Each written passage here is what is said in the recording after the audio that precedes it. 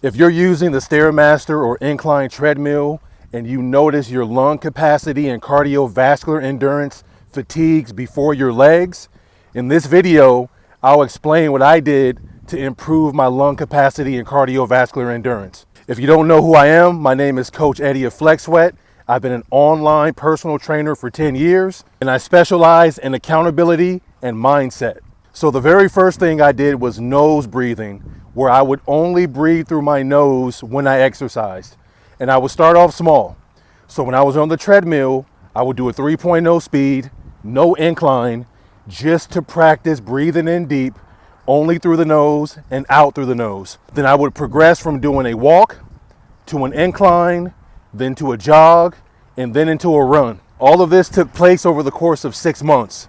So building endurance definitely takes time. So number two, I would mix in interval training.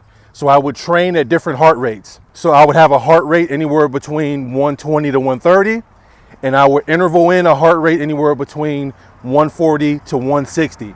I would do this back and forth, and I noticed over the course of months, my lung capacity and cardiovascular endurance improved tremendously. So now I was able to be on the Stairmaster and treadmill much longer, therefore getting better results in the long run.